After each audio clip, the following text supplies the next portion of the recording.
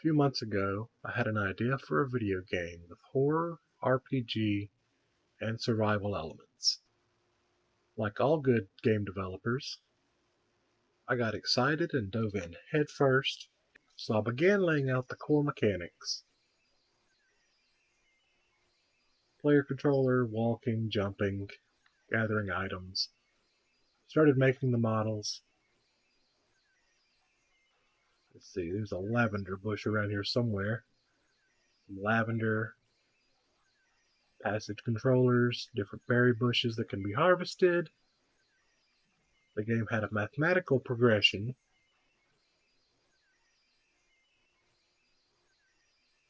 starting in a spiral.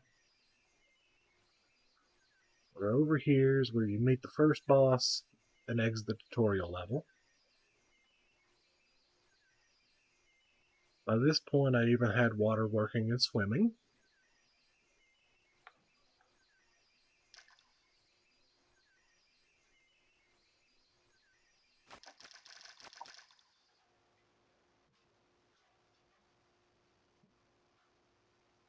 When I look back over what I had accomplished so far, decided, the problem with a massive open world is that the world is massive.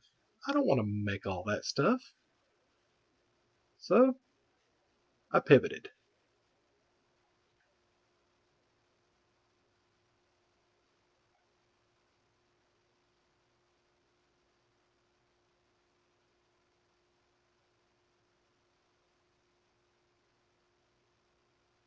So, like I said, I started making a video game, and it was going to be amazing.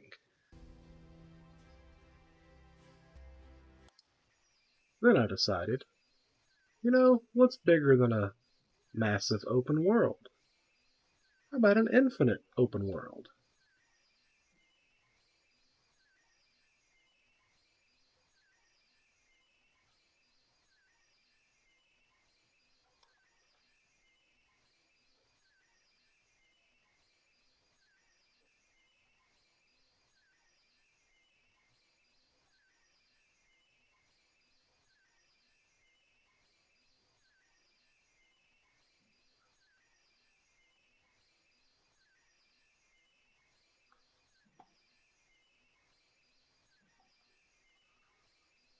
So let me run you through some of the things that you may have missed over the past few months.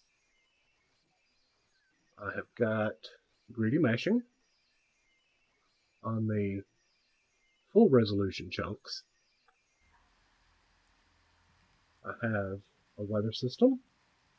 Looks like a storm is rolling in. I have biome data. Started at least. Of course, Perlin noise, terrain generator. I have an LOD system in place that you see me catching up to now. We're just going to ignore that problem for the moment.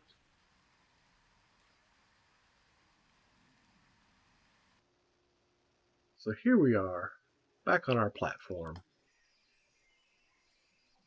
watching the world generate around us. I have the LOD system turned down to every 2 chunks, so we can better watch the LOD system in action. Said, the LOD system in action.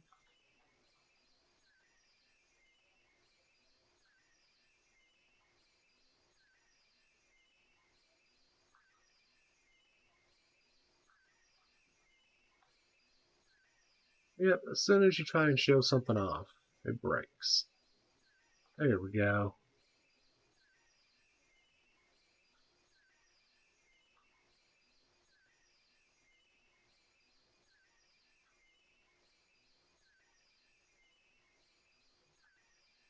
It's at least started.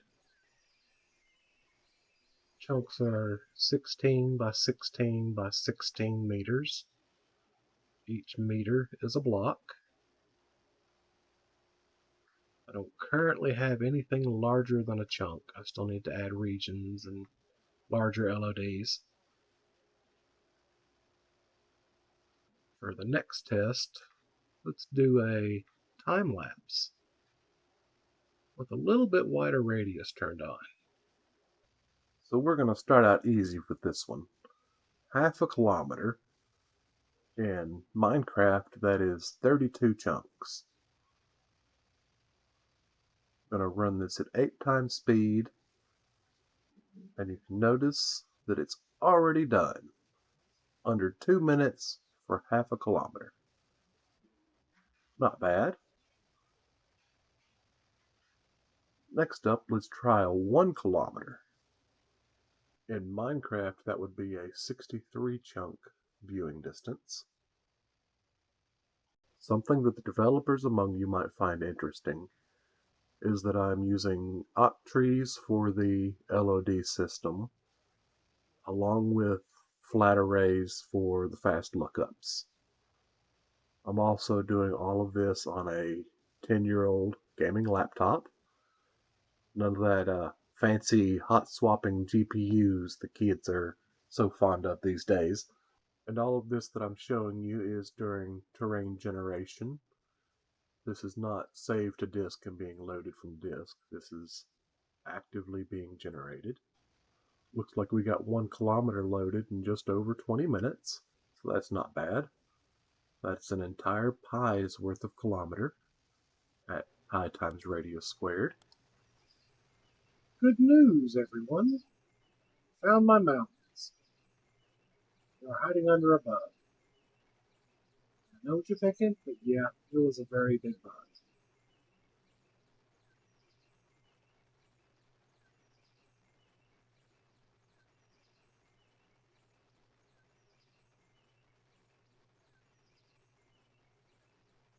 A few things I may have forgot to mention.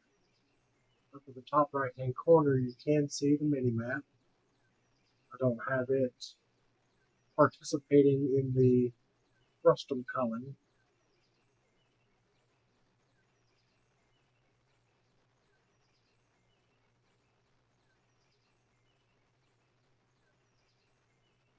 So it doesn't always show the correct terrain.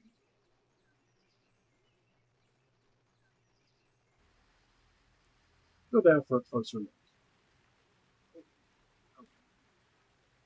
Look it down here. There we go. Almost. Bring me over. Some of my emergency colliders. There we go. Let's grab us some blocks. So everything is fully destructible.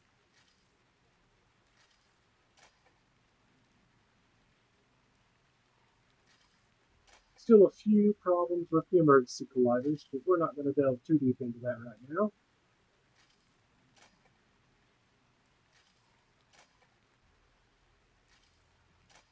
Yeah, overall, I'm pretty happy with what I've got so far. Thanks for watching, and I hope you enjoyed flying around with me.